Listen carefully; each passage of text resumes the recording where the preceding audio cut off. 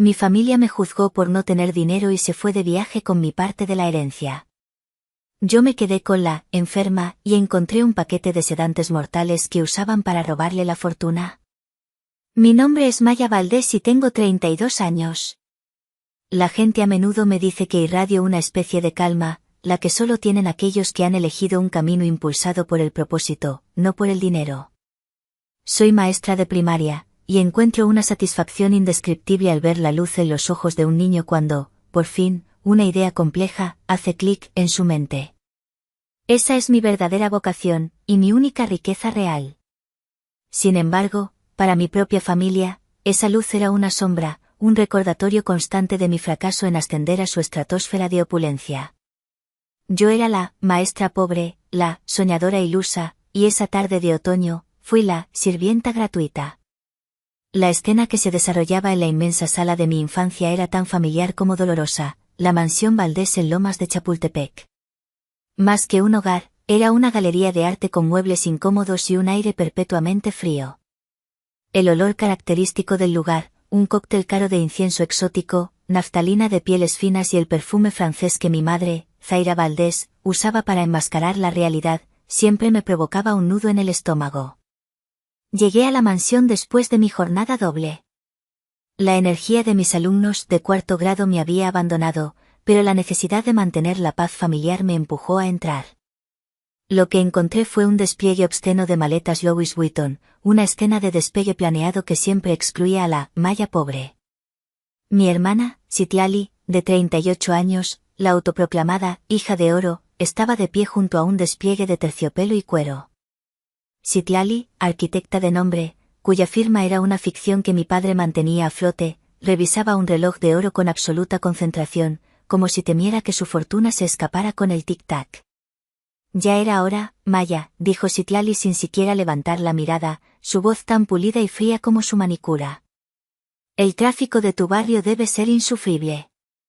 Pensé que llegarías tarde, como siempre. Ya sabes, esos camiones en el centro son tan lentos que deben ir a paso de tortuga. ¿Necesitas que te pague el taxi la próxima vez? ¿Te ves agotada? Apreté los puños. No tenía el dinero de Citlali, pero sí un auto pequeño que pagaba con mis ingresos, sin la ayuda de nadie. Su condescendencia era un hábito tan viejo como sus mentiras. Cada palabra era un recordatorio de mi posición inferior. La tensión se duplicó cuando apareció mi madre. Zaira, de 65 años, no envejecía, se momificaba en trajes de diseñador. Su especialidad no era el grito histérico, sino el veneno destilado en un tono bajo y melifluo, siempre con una sonrisa de cortesía forzada. Maya, querida. Me alegra que hayas llegado. Como sabes, Citlali y yo nos vamos a celebrar mi cumpleaños con unas semanas en la Riviera. ¿Recuerdas que tu padre, Tiago, nos reservó la suite en Montecarlo, en el mismo lugar que Grace Kelly?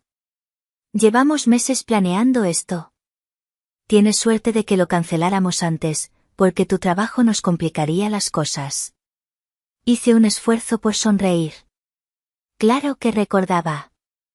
Había esperado, tontamente, una invitación, aunque fuera para la cena de despedida, pero no mi noble labor no calificaba para el reportaje de la revista social que mi madre planeaba meticulosamente. Y bien, ya que Citlali necesita tiempo para empacar y relajarse, tú te quedarás a cargo de Ámbar, continuó Zaira, su voz suave como la seda, pero cortante como el cristal. Ámbar era mi sobrina de 8 años, la hija de Citlali. Estaba en su silla de ruedas junto a la ventana, inmóvil, mirando hacia el jardín sin reaccionar. Su cabello rubio caía sobre su rostro, ocultando sus ojos. Ámbar era la razón de la tristeza que se había instalado en esa casa. Según la familia, Ámbar había sufrido un daño neurológico irreversible en un accidente hace 5 años. No hablaba, no se movía y necesitaba atención constante. Le pregunté por qué las enfermeras que siempre cuidaban a Ámbar no podían hacerlo. Ay, Maya, eres tan ingenua, Citlali puso los ojos en blanco, como si mi pregunta fuera la cosa más ridícula que había escuchado. Esas personas son carísimas, ¿sabes? Y, francamente, ¿quién confía en los extraños? Podrían robar algo o filtrar información. La familia cuida a la familia, ¿no? Además, mira, Zaira me dio esto. Citlali me tendió una carpeta y un frasco de pastillas con una etiqueta de farmacia, sedantes pediátricos. Ámbar debe tomar esto 3 veces al día. Tienes que ser constante. Si se salta una dosis, se pone difícil, punto. Citlali dijo la palabra difícil, como si hablara de una plaga. No queremos dramas ni escenas incómodas en nuestro regreso, ¿verdad? Por cierto, no uses el comedor principal. Es solo para las fotos. Mi madre, Zaira, se acercó, ajustándose el broche del abrigo. Su perfume casi me asfixia. Entiende una cosa, Maya. Eres la maestra de escuela pública. Es noble, sí, pero al menos ahora puede servir para algo práctico como esto, ya que tu sueldo no alcanza para viajes. Eres la sirvienta, cuida a la carga. Y no nos llames a menos que haya una emergencia de vida o muerte. Los vuelos son largos y Citlali necesita descansar antes de socializar con la realeza. Es su trabajo. Y no uses la vajilla de porcelana china. Las palabras me golpearon con la fuerza de un golpe seco. La rabia me hirvió, pero mi deber hacia Ámbar me obligó a tragar el insulto. Yo no tenía el dinero de Citlali, ni el estatus de Zaira, pero mi trabajo era honesto y yo no había quebrado mi propia empresa. Mi dignidad se sentía pisoteada. Mi padre, Tiago, entró en la sala, con su traje de lino caro. Me miró con esa expresión de culpa impotente que me partía el alma. Era un hombre de buen corazón, pero completamente dominado por la vanidad de Zaira. Maya, hija, solo son 2 semanas. ¿De verdad necesitamos esto? Y por favor, sé cuidadosa. ¿Sabes cómo se pone Citlali? 2 semanas. 2 semanas siendo la niñera gratuita de la que todos se burlaban. 2 semanas cuidando a una niña que mi propia hermana trataba como un objeto. Asentí, sintiéndome humillada pero con una chispa de rabia fría.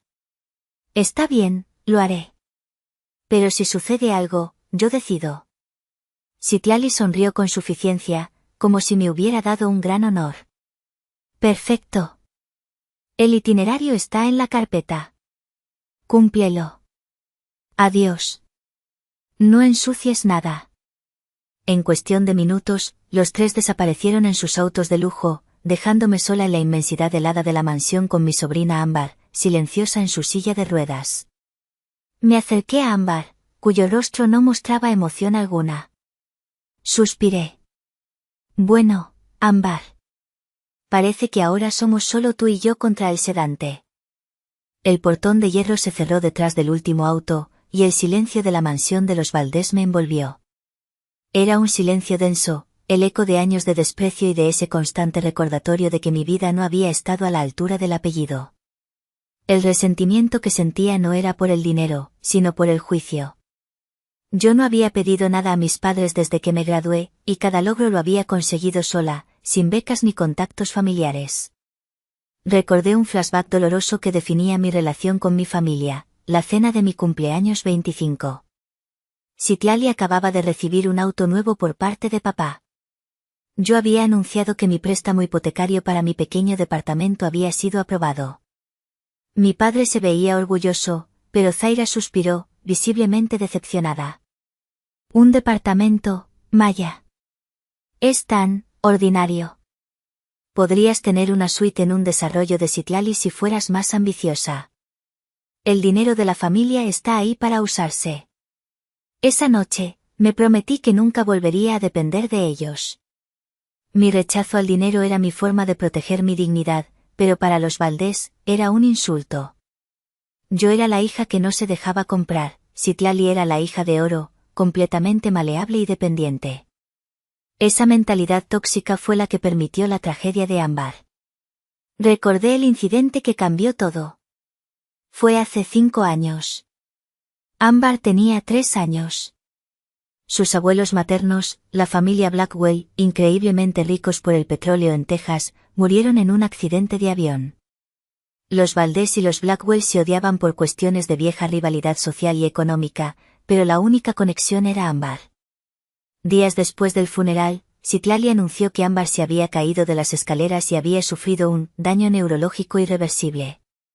De la noche a la mañana, la pequeña Ámbar, que corría y se reía, se convirtió en la niña muda y postrada que ahora estaba a mi cuidado.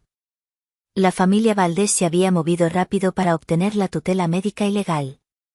Yo, en mi ingenuidad, creí la historia del accidente y lamenté la mala suerte de Ámbar. Ahora, al mirar el frasco de sedantes, mi instinto de maestra me decía que la historia no cuadraba. Saqué la carpeta que Citlali me había dado.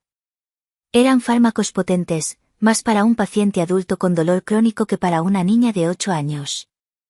Mi experiencia en la escuela me había enseñado a detectar la fatiga, el miedo, la falta de atención. Ámbar no mostraba signos de daño cerebral, sino de sometimiento. Voy a prepararte tu cena, Ámbar, le dije suavemente, empujando su silla de ruedas hacia la cocina. La traté como a una persona, aunque la familia me había advertido que no lo hiciera. Tengo que hacerte una cena líquida, pero te prometo que sabrá mejor que lo que la enfermera te da. Odio esos batidos de hospital.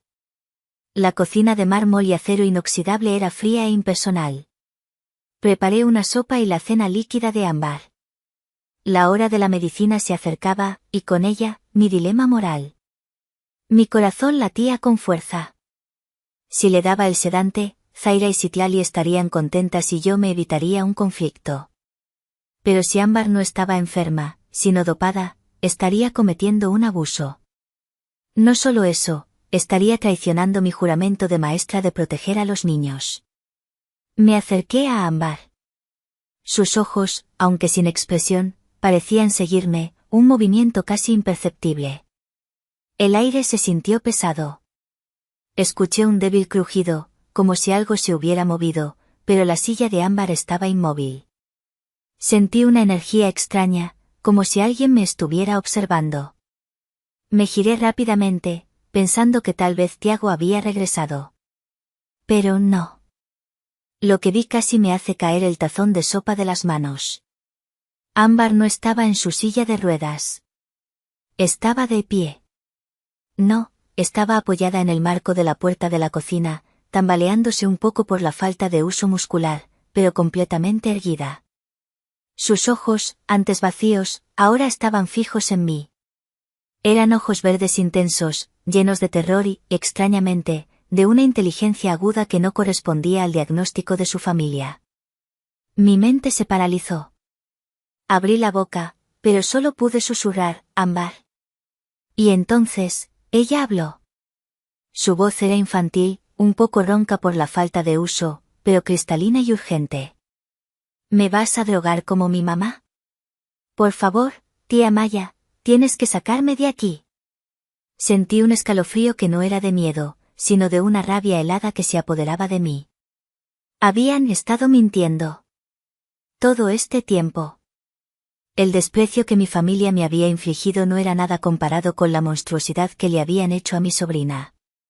La cuchara de metal cayó sobre el mármol con un sonido metálico y estridente. Me acerqué lentamente a Ámbar, sin tocarla, no fuera a ser que esa visión se rompiera y descubriera que estaba alucinando por el cansancio. Ella estaba ahí, de pie, el milagro de un abuso horrible. Ámbar, ¿puedes caminar y hablar?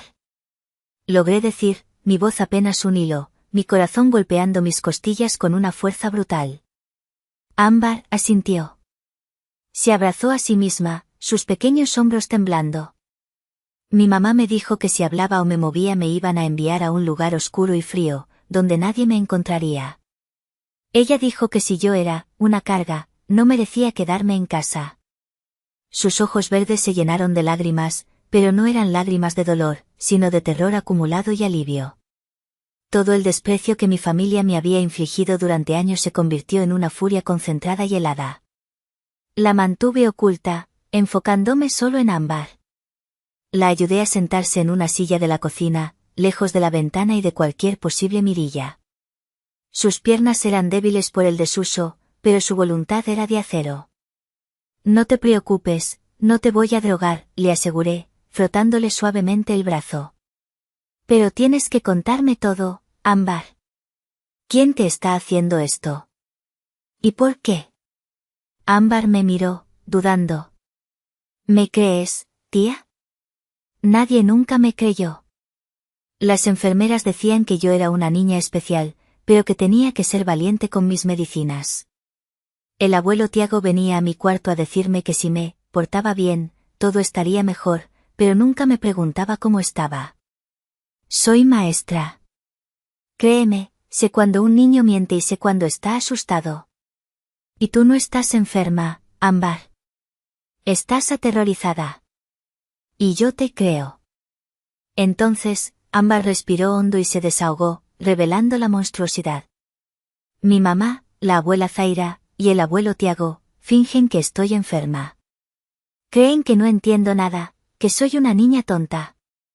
Me preparé para la siguiente parte, aunque mi estómago ya estaba revuelto por la sopa quemada. ¿Por qué, mi vida? ¿Por qué harían algo tan horrible a su propia hija y nieta? Ámbar se inclinó sobre la mesa de mármol, su voz bajando a un susurro conspirativo que me heló la sangre. Es por los 50 millones de dólares. 50 millones. La cifra era ridícula, irreal. Pero esto era mi familia Valdés, donde el dinero era la única religión. Mis abuelos Blackwell me dejaron un fideicomiso. El dinero es mío, para cuando cumpla 25 años. Pero si me declaran incapaz, mi mamá puede ser mi tutora legal para siempre y controlar todo. Ella y la abuela Zaira necesitan el dinero porque el negocio de mamá está muy quebrado, punto. La maldad de mi familia no tenía límites. No solo se trataba de codicia, sino de una crueldad metódica y sostenida durante años, usando a una niña como peón en su decadente juego social. ¿Y las medicinas? Pregunté, señalando el frasco olvidado. Me dan mucho sueño. Me hacen sentir la cabeza borrosa, como si tuviera algodón. Si no me las tomo, me pellizcan fuerte o me encierran en el sótano, me dijo Ámbar con el pragmatismo frío de quien ha vivido el horror. Una vez me dejaron 3 días con una linterna pequeña solo porque intenté mover mis dedos. Tía Maya, me duele aquí, se tocó el pecho. Me duele porque mi mamá es mala conmigo. Me levanté, mi mente ya clara, mi corazón ardiendo. La cena quemada no importaba. Lo único que importaba era esa niña, mi sobrina, la víctima de mi propia sangre. Fui al baño, tomé el frasco de sedantes pediátricos y, con la mano firme, vacié todas las pastillas en el inodoro. No solo una o dos. Todas. Un torrente de colores que se fue por el desagüe. No había vuelta atrás. Acababa de incriminarme al destruir la evidencia de que había seguido las órdenes. Pero mi conciencia estaba limpia, y la sensación de poder era embriagadora. Volví a la cocina y abracé a Ámbar. Era pequeña y delgada, pero su abrazo era fuerte. Ya no estás sola, Ámbar. Y no te van a drogar más. Jamás. La noche se convirtió en una intensa sesión de confesión, no de interrogatorio. Ámbar, por primera vez, se sentía segura para revelar el horror. Me contó que su madre, Citlali, se había quedado en bancarrota con su negocio de arquitectura y que el fideicomiso de los Blackwell no solo era una fortuna, sino la única forma de que la fachada Valdés no se desmoronara. Mi abuela Zaira odiaba a mis abuelos Blackwell, explicó Ámbar. Decía que eran petróleros vulgares, y que su dinero no era digno. Pero cuando murieron, de repente se volvieron muy preocupados por mi salud, y empezaron a hablar con muchos hombres de traje y con el doctor Soto. Ámbar me relató cómo la obligaban a tomar las pastillas, y si se negaba, Citlali usaba un método cruel, torcerle el brazo por debajo de la mesa o darle pellizcos en lugares que no dejaban marcas visibles. Me describió la sensación de cabeza de algodón que sentía la mayor parte del tiempo, y el esfuerzo sobrehumano que hacía para simular la mirada perdida. Su cuerpo no era el de una niña que había podido jugar, era débil, como si nunca hubiera sido utilizado. ¿Cómo sabes tanto del dinero? ¿Y de las fechas?, le pregunté, todavía asombrada por la lucidez de la niña de 8 años. Ámbar sonrió, esa sonrisa que le había sido negada por 5 años. Me aburría mucho. Era la respuesta más honesta y simple. Cuando mi mamá me dejaba en su oficina para ver la tele, yo leía sus papeles. Prueba de inteligencia. Ámbar me explicó que se enseñó a leer sola, con libros de la biblioteca familiar, y a escribir transcribiendo las conversaciones de la familia. Mamá no creía que fuera lo suficientemente inteligente para entender la diferencia entre un sedante y un dulce, dijo con un toque de orgullo. Pero en realidad, tía Maya, soy una genio para la escuela. Solo necesitaba no tener la cabeza de algodón para practicar. Me llevó a su habitación. Era un cuarto de hospital más que de niña, paredes blancas, cama clínica, y ninguna señal de juguetes, solo una vieja televisión.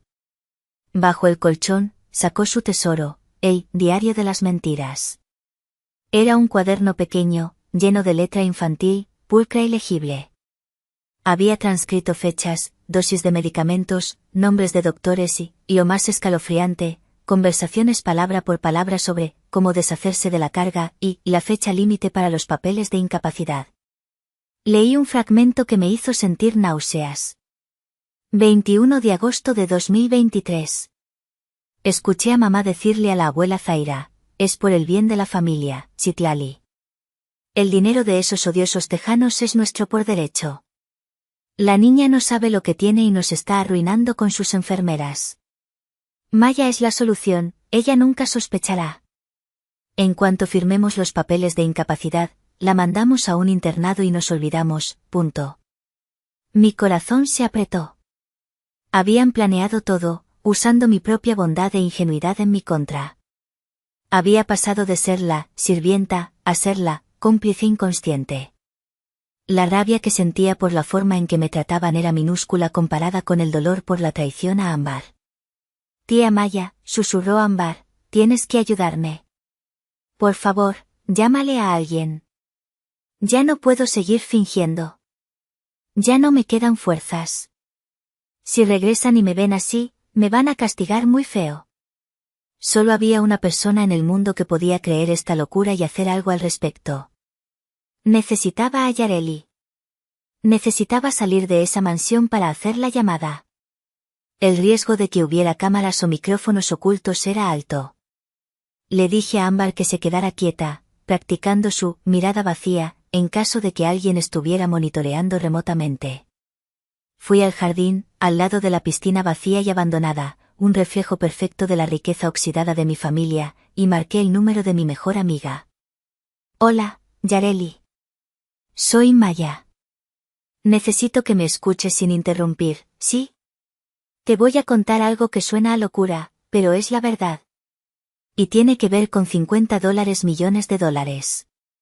Yareli Reyes era mi compañera desde la universidad, abogada especialista en derecho de familia y financiero. Confiaba en ella más que en mis propios padres. Le conté la historia de Ámbar, los sedantes, el fideicomiso y el diario. Fui concisa, profesional, para que Yareli pudiera procesar la información. Hubo un silencio largo al otro lado. Luego, la voz de Yareli era grave y profesional. Dios mío, Maya. Si esto es cierto, y por la forma en que lo cuentas, lo creo, estamos hablando de fraude de alta escala, abuso infantil y explotación de un menor. Esto es peor que una telenovela, es un caso penal. Estás diciendo que tus padres y hermana drogaban a tu sobrina por $50 millones. Sí, Yareli, tengo el diario y la lista de sedantes. Ámbar es brillante, Yareli, no está enferma, está drogada. Yareli respiró hondo. Escúchame bien. No hagas nada. No enfrentes a Citlali ni a Zaira. Esta gente tiene poder y contactos, Maya. Si sospechan, pueden acusarte de secuestro, de interferir con el tratamiento médico y usarte para desacreditar a Ámbar. Tienes que documentar todo. Vamos a construir un caso hermético, involucrando a CPS, Servicios de Protección Infantil, y a la Fiscalía. Tenemos que actuar rápido. Yareli me dio instrucciones precisas. Primero, tienes que investigar el fideicomiso y quién es el albacea.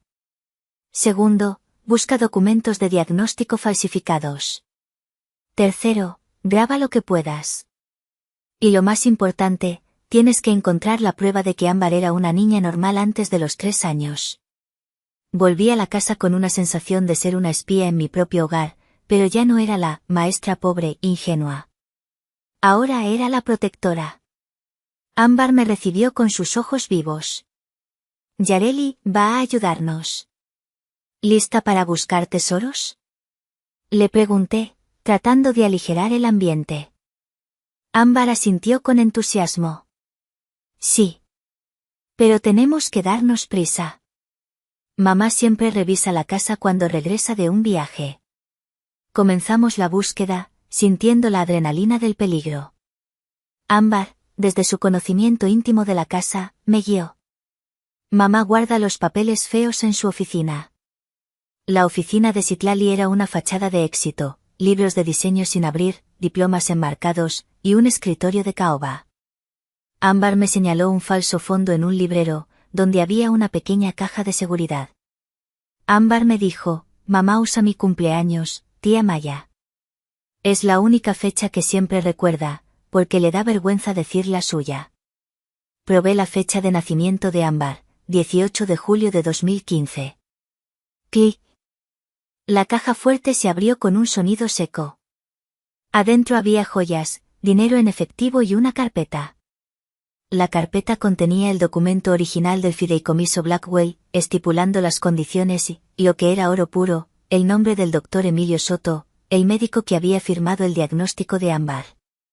Yareli tenía razón. Esto era un crimen organizado por mi propia sangre. Con el fideicomiso en mano, nuestra siguiente parada fue la computadora de Citlali. Ámbar recordó la contraseña, de nuevo, su fecha de nacimiento. Buscamos entre los archivos ocultos y los correos eliminados, siguiendo las instrucciones de Yareli. Encontramos una cadena de correos entre Citlali y Zaira, fechados hace 5 años, justo después de la muerte de los Blackwell. El tono era inicialmente de frustración por la herencia, luego, de fría determinación. Hace 5 años, mamá, los abogados dicen que el fideicomiso es blindado. Ámbar recibe el control total a los 25. La única forma de evitar que la fortuna de esos odiosos tejanos se pierda es que la declaren permanentemente incapaz. Necesitamos un médico de confianza que no pregunte demasiado. Mi negocio se hunde, lo necesito. Al día siguiente, ya hablé con el doctor Soto. Le dije que nuestra reputación en el club de golf estaba en juego. Un pequeño donativo de 600.000 pesos a su clínica lo convencerá. El daño neurológico es plausible. Haz que la niña se vea más demente y, por favor, déjate de dramas, Citlali. Es por el bien de la familia Valdés, no por el tuyo. Piensa en el estatus, no en el dinero. Mi sangre hirvió. Mi madre, Zaira, siempre obsesionada con la imagen, había organizado un fraude y un abuso médico. El donativo que Zaira presumía de hacer a obras benéficas era en realidad un soborno para arruinar la vida de su propia nieta. También encontramos una carpeta llena de documentos financieros. Citlali había estado liquidando acciones del fideicomiso a un ritmo alarmante, falsificando la firma de Ámbar, lo cual era ridículo, ya que supuestamente no podía mover las manos, y usando el dinero para pagar sus deudas secretas. Citlali no solo era una ladrona desesperada. Copié todos los correos, los documentos de fideicomiso y los estados de cuenta, y los envié encriptados a Yareli. Yareli, lo tengo todo. Son culpables de todo. La niña está sana. Esto es mucho más grande de lo que pensábamos. Es un crimen que dura 5 años. Yareli me respondió casi de inmediato. No enfrentes. No hagas ruido. Estoy moviendo mis contactos en CPS, Servicios de Protección Infantil, y preparando una orden judicial. Pero ten cuidado, Maya. Si regresan y ven a Ámbar de pie, las consecuencias serán impredecibles.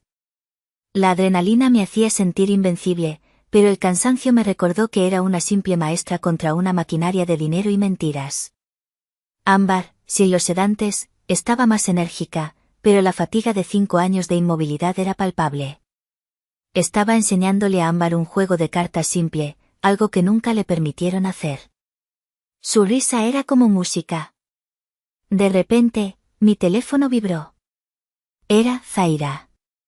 Tomé una respiración profunda, puse mi mejor voz de sirvienta dócil. Hola, mamá. ¿Qué tal, Mónaco? Magnífico, Maya, no lo entenderías. Pero te llamo por Ámbar. ¿Cómo va su rutina? ¿Ha tomado sus sedantes a tiempo? Quiero la verdad, no la versión de la maestra ilusa. El contador nos alertó de un movimiento extraño, así que estoy nerviosa. Sí, mamá. Todo en orden. Un poco de resistencia a veces, pero la dosis completa. Está tranquila, justo como dijiste. Mentirle a mi propia madre con tanta convicción me daba náuseas, pero era necesario. Zaira sonó satisfecha. Perfecto. Asegúrate de que siga en ese estado. ¿Es importante para su? Hizo una pausa. Salud.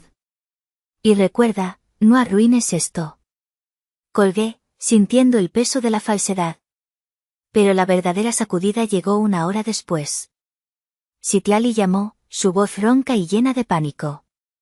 No era la Citlali pretenciosa, sino la Citlali desesperada. Maya, necesito que me escuches bien. Problemas con el jet privado. Regresamos en 24 horas. Mañana por la noche estaremos ahí. Mi corazón dio un vuelco. 24 horas. No 48. Algo había salido mal en su plan. Yareli me explicó después que Citlali debió haber intentado hacer una transferencia grande del fideicomiso desde Europa, lo que activó una alerta de seguridad que Citlali no esperaba. Pero, ¿por qué tan pronto? ¿No te importa? El piloto dijo que el avión tiene que repostar en Miami, y volaremos directo. Solo asegúrate de que Ámbar esté en su estado habitual. Dáselo, Maya. La dosis más fuerte si es necesario. No lo arruines, o te juro que te arrepentirás. No podemos permitir que nos vea sin el dinero que nos prometió. Colgó. Ámbar me miró, sus ojos enormes. Van a regresar pronto, tía Maya. ¿Van a castigarme? No, le dije, tomándola de la mano con fuerza. No van a tener oportunidad. Yareli me está esperando. Solo tenemos que encontrar una prueba visual. Sabíamos que necesitábamos una prueba irrefutable de la crueldad, algo visual.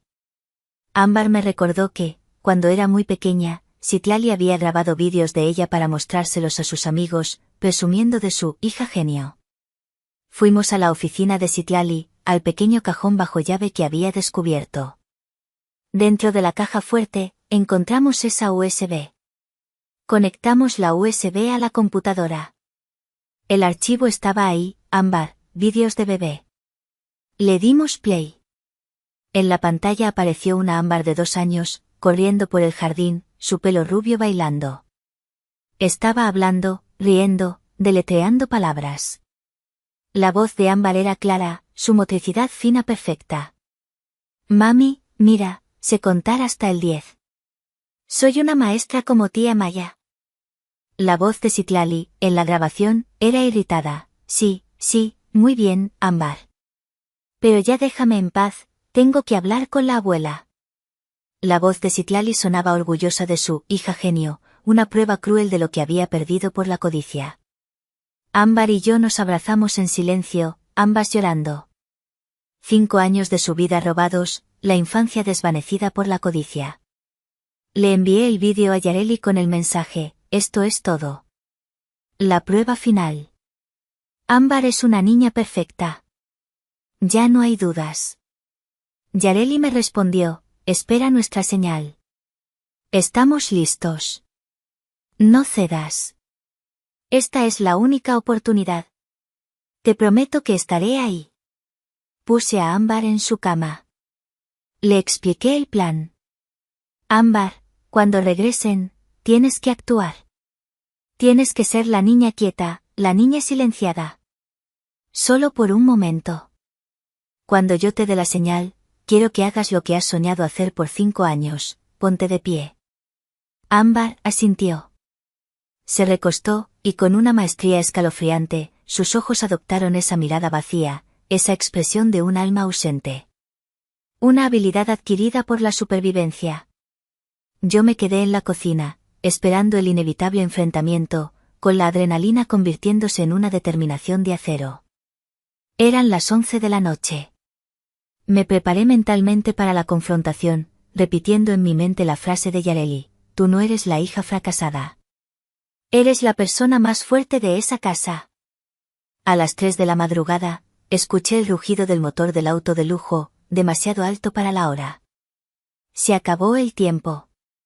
El motor se apagó.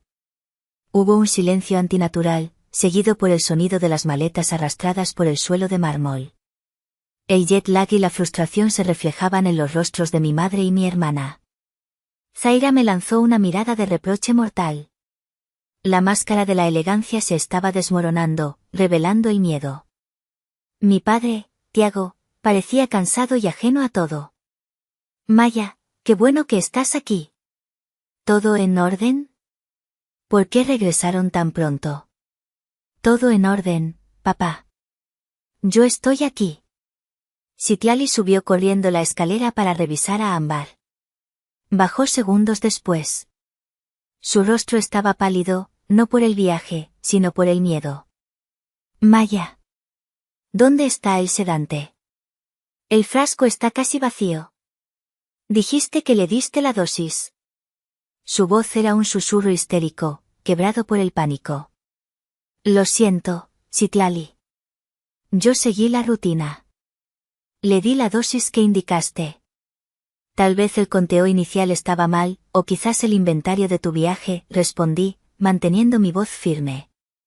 Sabía que la dosis faltante era la que yo había tirado. Estás mintiendo. La dosis es exacta, la conté yo misma. Estás tratando de sabotearme por envidia. Querías que Ámbar hiciera una escena. Lo sabía, gritó Citlali, acercándose amenazadoramente. Zaira intervino, con su tono venenoso habitual, tratando de mantener la compostura de la alta sociedad. Maya, no seas ridícula. Sabemos que estás celosa de Citlali y de su vida. Pero esto es patético. Si Ámbar sufre un episodio, por tu negligencia, te juro que arruinaré esa, humilde, carrera que tanto te enorgullece. Olvídate de volver a entrar a una escuela. Me mantuve en mi lugar, en medio de la sala. Mamá, Citlali. Yo he estado trabajando honestamente toda mi vida, mientras Citlali ha estado viviendo de sus mentiras y del dinero de Ámbar. Y eso es lo que les duele. Que la maestra pobre pueda ser más honesta que la hija de oro. Su único miedo es perder esa fachada. Cállate, rugió Zaira, por primera vez alzando la voz a un nivel que rompía su propia regla de elegancia.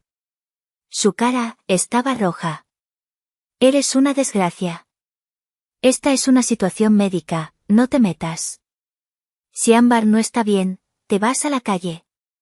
Ámbar está perfectamente bien, mamá. Lo que no está bien es tu conciencia y la de Citlali, respondí, cruzando los brazos. El aire se cortó. Citlali estaba a punto de gritar de nuevo cuando el sonido que todos esperábamos resonó en el pasillo. Ámbar.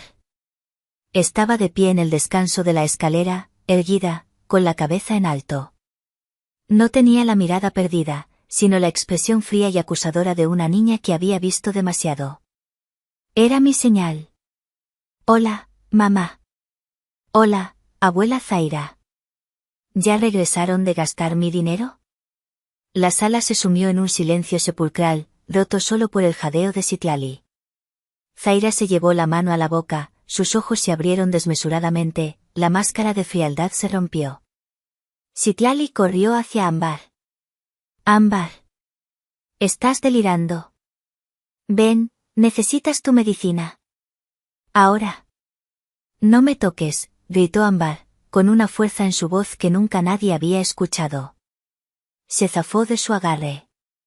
Zaira. ¿Qué está pasando?, gritó Tiago, quien por fin parecía despertar de su letargo. Está sucediendo la verdad, papá, dije. Me puse delante de Ámbar. No la vas a tocar, Citlali. Sé todo.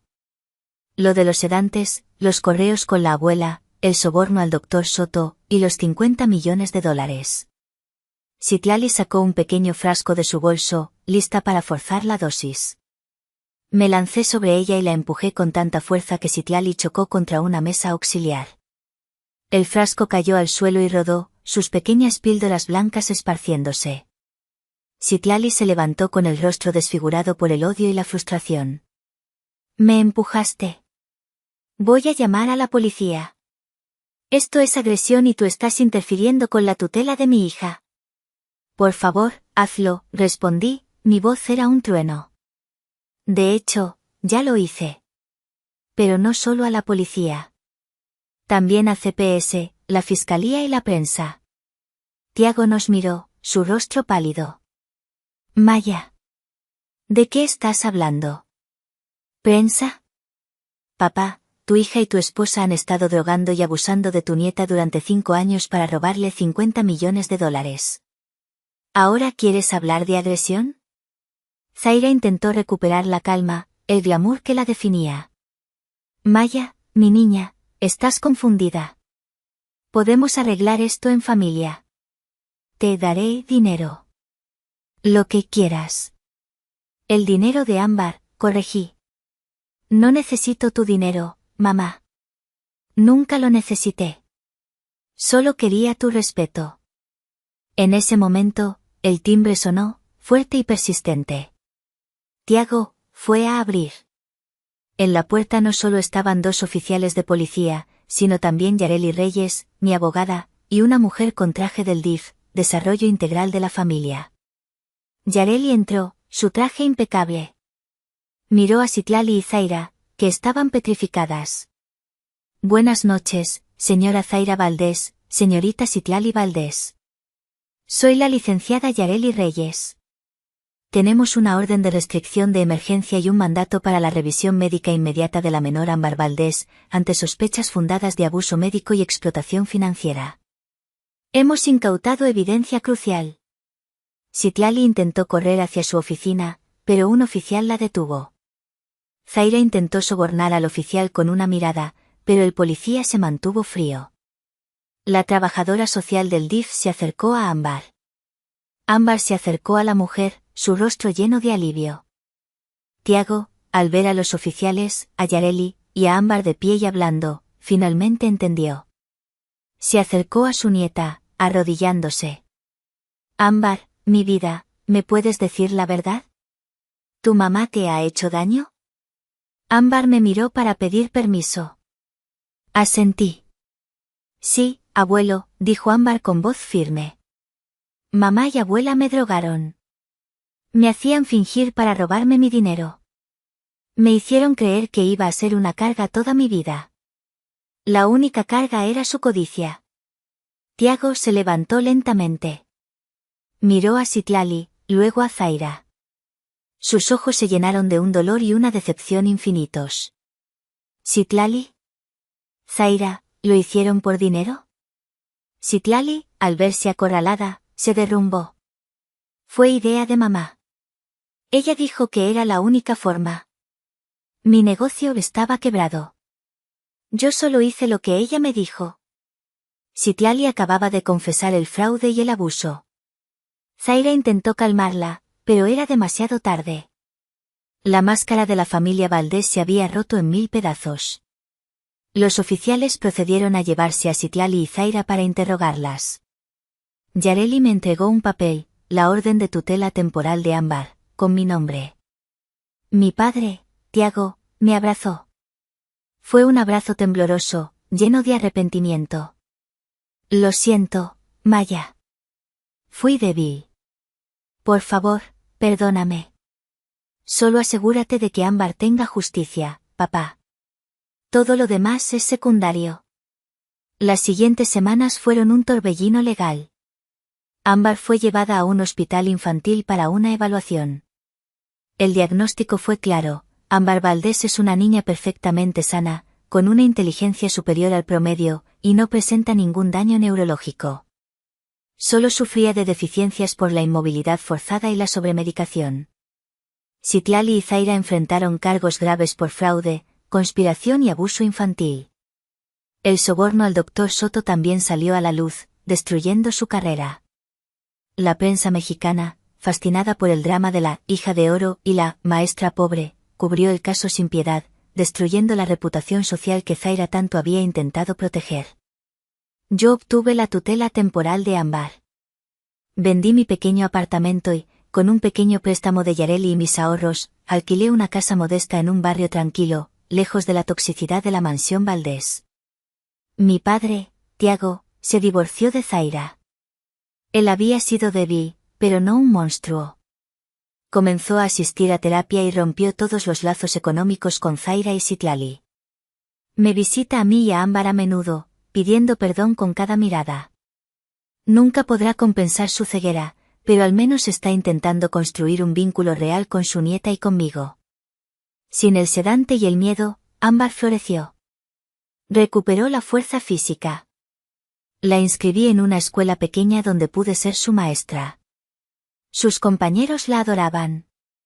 Su inteligencia era brillante, y su risa, que antes estaba silenciada, llenaba nuestra casa de luz. Un día, mientras preparábamos galletas, una actividad simple que Citlali nunca le permitió, Ámbar me miró, con harina en la nariz. Tía Maya, dijo con esa voz clara y decidida.